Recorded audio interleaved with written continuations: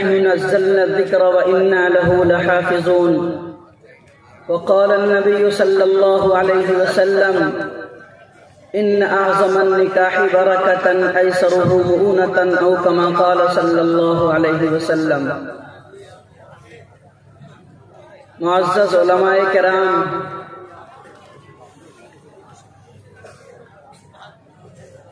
صاحب قادر الکلام ہردل العزیز معروف اناؤنسر،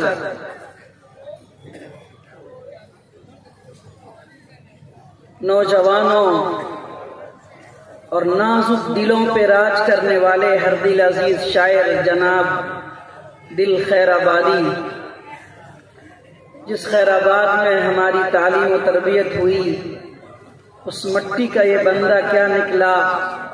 مٹی کو سونا سمجھ کے دنیا کو اپنا دیوانہ بنا ڈالا. آج کے اس جلسے کے صدر محترم حضرت مولانا محمد ناظم صاحب قاسمی، جنرل سیکریٹری جمعیت علماء بہار، دیگر علاقے کے معززین علماء، شعراء، ادباء، سامعین،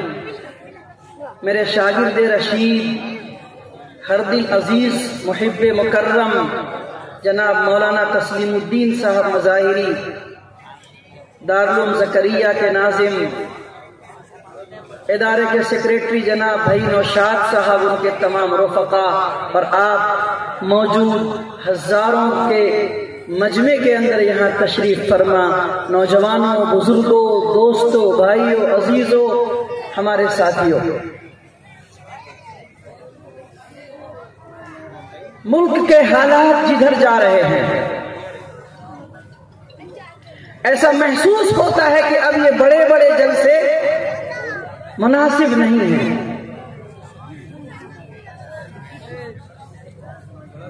ملت جن معاشرتی بیماریوں کے اندر لت پت ڈوب چکی ہے، ایسا دل کرتا ہے کہ اب کانفرنس نہ بلائی جائے، بڑے جلسے نہ بلائے جائیں، بڑی پنڈالیں نہ سجائی جائے، قوموں کا 50-50 لاکھ روپے ایک جلسے پہ خرچہ نہ کیا جائے، بلکہ اب ایسا موقع آ گیا ہے، ملک اس جگہ پہ چل پڑا، ملت اس نہج پہ چل پڑی، نوجوان اتنا باولا ہو گیا، بوڑھے اتنے نکمے ہو گئے، بچے اتنے پاگل پن کے شکار ہو گئے کہ لگتا ہے کہ اب گھر گھر دستک دینا پڑے گا، گاؤں گاؤں جانا ہوگا، مسجد مسجد جانا ہوگا، محلے محلے جانا ہوگا، تبلیغی جماعت کی طرح گشت کر کر کے ایک ایک نوجوان کو ہاتھ پکڑ کے کاندھے پہ ہاتھ رکھ کے پیارے نبی جناب محمد رسول اللہ صلی اللہ علیہ وسلم کی سنت و شریعت کی دعوت دے کے نبی کا دیوانہ اور مستانہ بنانا پڑے گا. اے سماج کے نوجوانوں، مختصر بات کر کے رخصت ہونا چاہوں گا. کافی دور سے آپ کے درمیان 250 کلومیٹر سے ہمارے عزیز شاگرد مولانا تسلیم الدین مظاہری کی محبت میں آ گیا ہوں. آپ کے یہاں کیا بیماریاں ہیں سماج میں اتنا نہیں جانتا، لیکن کچھ بیماریاں ایسی ہیں جو ہر ضلع کے اندر بہار کے پائی جاتی ہیں، ملک کے اندر پائی جاتی ہیں. میں چاہوں گا کہ سمیٹ کر کے آپ کے سامنے میں آپ کو آئینہ دکھاؤں. میرا کام آئینہ دکھانا ہے،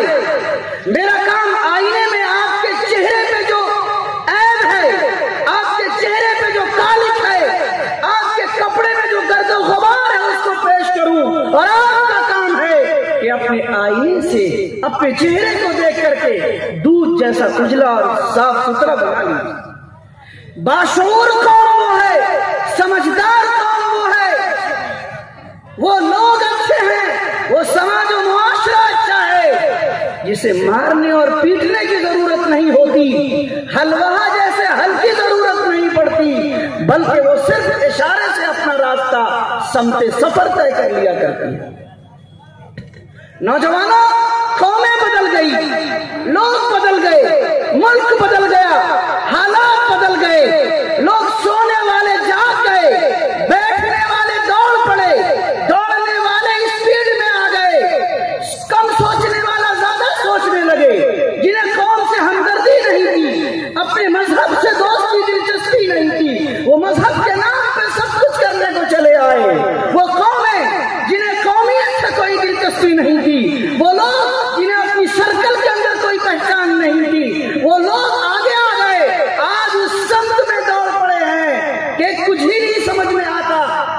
क्या होने वाला है। आज ऐसे माहौल में अगर कोई सोया हुआ है वो मेरा मुसलमान का नौजवान है। आज इस कौम की हालत यह है कि इसी कौम का आदमी इसी कौम से वो कुछ कराना चाहता है जो उसकी तकदीर में लिखा हुआ नहीं। लोगों, बुजुर्गों, भाई और नौजवान दोस्तों, आज का जलसा दो उन्वान पे है। दो उन्वान पे दो मुख्तसर सी बातें आपके सामने में पेश करना चाहता हूँ। एक बात जो दस्तार बंदी के हवाले से, यहाँ कितने लोग बैठे हैं मुझे बताइए। अगर इसमें कोई लाखपति, करोड़पति, अरबपति मुसलमान बैठा है, कोई डॉक्टर है, कोई इंजीनियर है, कोई प्रोफेसर है, बड़ा कोई सीनियर अफसर है, एजुकेटेड है, माहिर तालीम है, मुख्य अतिथि है, क्या वो हाफिज कुरान को अपनी बेटी देना चाहेगा? बताओ बताओ बेगूसराय वालों, तुम अगर करोड़पति हो, अरबपति हो, लाखपति हो, तो दारुल ज़करिया में पढ़ने वाला ये मासूम बच्चा जिनके सरों पे सफेद टोपी है, जिनके जिस्म पे सफेद कपड़ा है, जिन्होंने पाजामे सफेद पहन रखे हैं, ये सफेद कपड़ा, सफेद पाजामा, सफेद टोपी इसलिए नहीं है कि इनको रंग बिरंगे कपड़े पहनने के शौक नहीं है। और अगर ये बच्चा थोड़ा बड़ा हो गया है तो इनके चेहरे पे छोटी छोटी खूबसूरत सी दाढ़ी चली आई है, इसलिए नहीं आए कि इनको दाढ़ी कटाने का शौक नहीं है। और अगर इनके सर पे बाल है तो लंबे चौड़े बाल दीवानों की तरीके से नहीं रखे, प्यारे नबी सल्लल्लाहु अलैहि वसल्लम की सुन्नत पे या तो मुकम्मल बड़ा रखता है या तो फिर बराबर का कतरवा करके नबी की सुन्नत को अदा करता है। हेयर स्टाइल के अंदर दूसरों की दीवानगी में मुब्तला नहीं होता है। ओ पैसे वालों, ओ ताजिरों, ओ कॉर्पोरेट घराने वालों, बताओ तुम अपनी शादी बेटियों की इन बच्चों से कराओगे जो दारुल में पढ़ता, जो मकतब में पढ़ता, जो मदरसे में पढ़ता, जो मस्जिद में पढ़ता, जो नुक्कड़ पे पढ़ता, जो चौक पे पढ़ता, कुरान पढ़ता,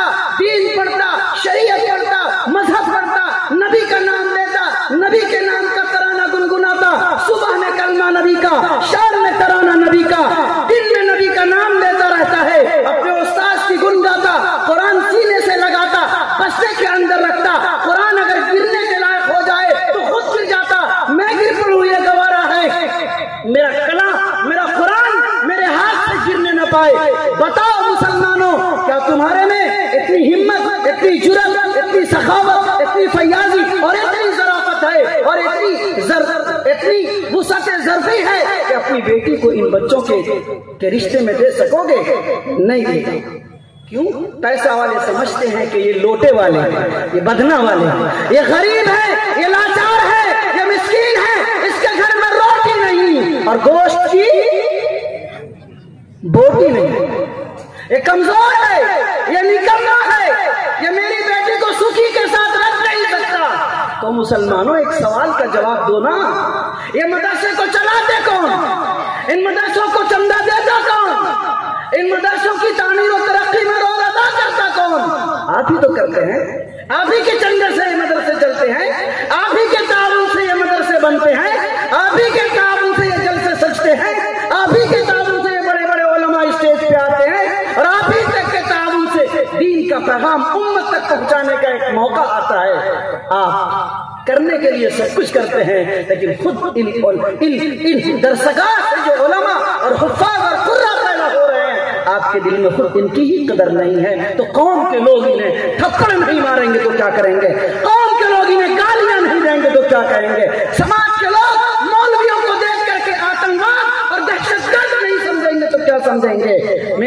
जब मैं हाफिज बन के घर आया तो मेरी माँ ने पुकारा, बेटा अथर इधर आओ। मेरे बाप बूढ़े बुजुर्ग जिंदा थे, कहने लगे, मेरी अम्मी से कहा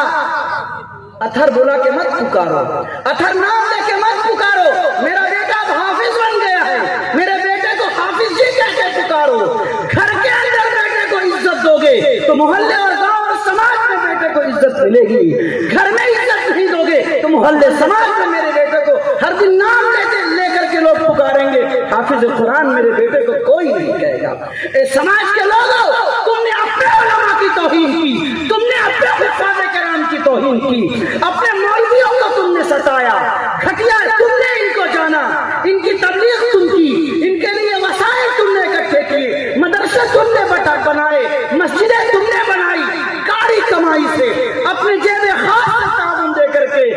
مدرسوں کو آباد تم نے کیا، لیکن جن پودوں کو تم نے لگایا، پانی دی، ہرا کیا، جب وہ پھل دینے لگے تو پھل کو تم نے اپنے پاؤں سے روٹ ڈالا۔ اے سماج کے لوگوں، دستار بندی کا یہ جو جلسہ منعقد ہوا ہے، یہ دستار بندی کا جلسہ، کیا قیمت ہے ایک پگڑی کی؟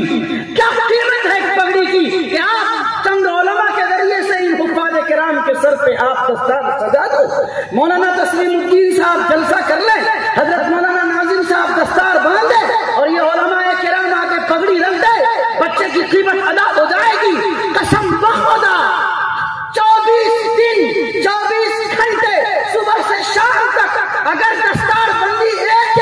ننھے منھے معصوم بچوں کے سر پر باندھتے رہو، اتنا باندھو کہ مارکیٹ کا سارا کپڑا ختم ہو جائے، اتنا کپڑا خریدو کہ تمہاری جیب خالی ہو جائے، اور اتنا باندھو کہ تم بوڑھے ہو جاؤ، حافظ قرآن کی خدمت کے خاک نقطے کے برابر بھی ان کی عزت تم نہیں کر سکتے۔ حفاظ کرام قرآن کے ترجمان ہیں، حفاظ کرام نبی کے ترجمان ہیں، حفاظ کرام کلام الہی کا آئینہ ہے، حفاظ کرام قرآن مقدس کے لیے وہ آئینہ اور رہنما ہے جن کے سینے میں 30 پارے قرآن اللہ اپنے فضل و کرم سے ڈالا کرتا ہے۔ دستار بندی کے جلسے میں شرکت کرنے والوں تمام مسلمانوں سے مختصر بات سمیٹ کے یہ کہنا چاہتا ہوں کہ صرف حافظ قرآن نہیں بنانا ہے، حفاظ کرام کی قدر بھی کرنی ہے، علماء کو سینے سے بھی لگانا ہے، اور اپنے مقامی علماء کو ترجیح دینے کے ساتھ ساتھ بیرونی علماء کرام کی قدر کرنی ہے۔ یاد رکھیے گا، گھر جب اپنوں کو آگے بڑھاتا ہے تو دنیا آگے بڑھاتی ہے، اس لیے علماء کی قدر کیجئے، علماء پہ تنقید اور تبصرے مت کیجئے۔ یاد رکھیے، یہ فرشتے نہیں ہیں، یہ فرشتے نہیں ہیں، یہ جبرائیل نہیں ہیں، یہ اسرافیل اور میکائیل اور اسرائیل نہیں ہیں، یہ بشر ہیں، ان سے بھی غلطی ہوگی، ان سے بھی کمیاں اور کوتاہیاں ہوگی، مسجد کے امام سے غلطی ہو جائے گی، حافظ قرآن سے غلطی ہو جائے گی، مسجد کے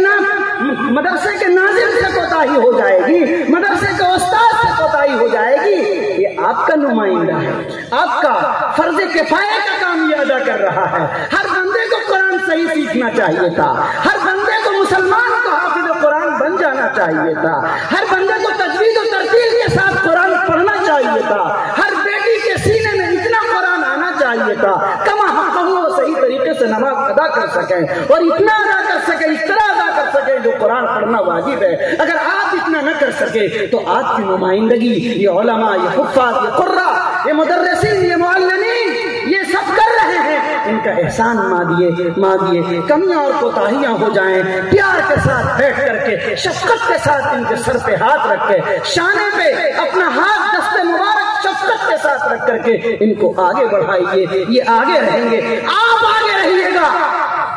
قرآن والا آگے رہے گا، مسلمان آگے رہے گا، دین والا آگے رہے گا، مسلمان آگے رہے گا، تہذیب والا آگے رہے گا، مسلمان آگے رہے گا، شریعت والا آگے رہے گا، مسلمان آگے رہے گا، نبی کے طریقے والا آگے رہے گا، مسلمان آگے رہے گا۔ اپنے نمائندے کو جو پیچھے کرے گا، خدا کی قسم وہ کبھی آگے نہیں رہے گا۔ اس لیے لوگوں، ایک بار دستار بندی کے تمام حفاظ کو مبارکباد پیش کرتا ہوں، مدرسے کے ناظم، اساتذہ، کمیٹی اور تمام سامعین کو مبارکباد پیش کرتا ہوں۔ آپ کو دعوت دیتا ہوں کہ آپ بھی قرآن پڑھیے، قرآن کی تلاوت کیجیے، تجوید و ترتیل کے ساتھ قرآن سیکھیے، اور عملی زندگی میں قرآن کو داخل کر کے آپ بھی قرآن کا نمائندہ بنیں۔ آپ کے سینے میں، آپ کے بیٹے کے سینے میں، آپ کے بھتیجے اور بھانجے کے سینے میں، اور آپ کے گاؤں کے ایک معصوم غریب حافظ قرآن کے سینے میں جو قرآن ہے، یہ قرآن سب سے بڑی کتاب ہے، یہ قرآن سب کے لیے، یہ قرآن مومن کے لیے، یہ قرآن کافر کے لیے، یہ قرآن ہندو کے لیے، یہ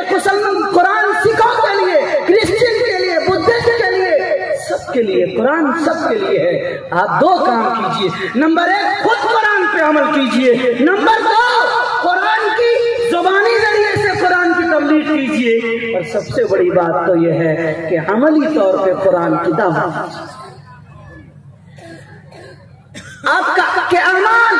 آپ کے کردار، آپ کا کریکٹر، آپ کی تہذیب، آپ کا بود و باش، آپ کا چلنا پھرنا، آپ کا رہنا سہنا، آپ کا اٹھنا بیٹھنا، آپ کا کاروبار، آپ کی تجارت، آپ کی آفس، آپ کا بزنس، جو کچھ بھی ہو قرآن کا ترجمان بننا چاہیے۔ اللہ تعالیٰ مجھے اور آپ کو اور ہم سب کو عمل کی توفیق نصیب فرمائے۔